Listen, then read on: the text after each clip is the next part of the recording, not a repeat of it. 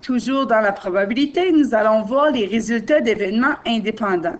Ces événements-là sont très importants parce qu'ils ne dépendent pas les uns des autres. Donc, peu importe le résultat du premier, il est vraiment pas rapport avec le résultat du deuxième. Donc, allons voir. Ici, on tire à pile ou face. On tourne une roulette séparée en 3 parties égales, A, B et C, et on lance un dé à 4 faces numérotées 1 à 4. Donc, dans ce cas-ci, peu importe si on a pile ou face, ça ne va pas influencer le résultat de la roulette ni du dé à 4 faces. Donc, on va déterminer combien de résultats possibles. Donc, dans ce cas ici, on va faire un diagramme en arbre. Donc, tir pile ou face. Il y a 2 résultats possibles. Face et pile. Donc, il y a seulement 2 résultats possibles pour la pièce de monnaie. Ici, on a une roulette.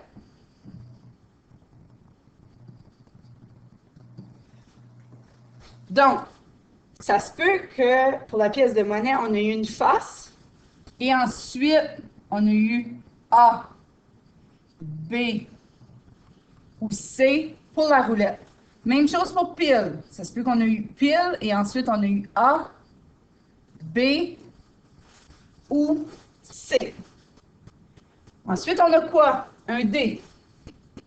D à 4 faces, donc on peut avoir obtenu face A et ensuite 1, 2, 3 ou 4.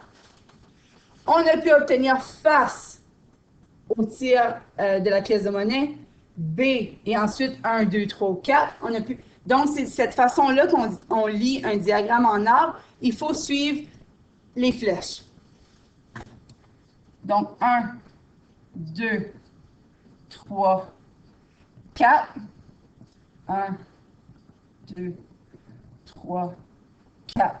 Donc, ça, c'est toutes les possibilités qu'on obtient face et qu'on obtient sur la roulette, soit A, soit B, soit C, et sur le D, soit 1, soit 2, soit 3, soit 4. Et on va faire la même chose pour pile. Voilà si on obtient pile.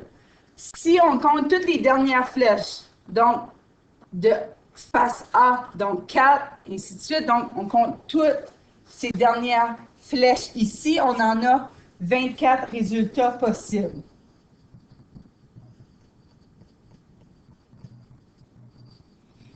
Il y a une autre façon de le voir, peut-être que vous l'avez déjà vu. Pile ou face, il y a combien de résultats possibles? 2. La roulette, il y a combien de résultats possibles? 3. Le dé, il y a combien de résultats possibles? 4. Donc, si on multiplie ces 3 nombres ici, on obtient 24, donc 24 possibilités, 24 résultats possibles, 24 combinaisons possibles, peu importe la façon que vous le dites, il y en a toujours 24. Donc, ça peut être face A1, ça fait face B3. Donc, toutes les avenues possibles, ils sont écrits dans le diagramme en arbre comme ça. Pourquoi il serait difficile et voire même impossible de représenter cette situation-là avec un espace échantillonnal? Un espace échantillonnal a seulement 2 objets ou 2 événements. Donc, seulement 2 événements et non 3. Donc, vraiment, comme on a déjà vu, si par exemple, on a une roulette, un dé, peu importe, il y a 2 résultats ou 2 événements possibles. Dans ce cas ici, on avait 3. Il fallait absolument aller avec le diagramme en arbre.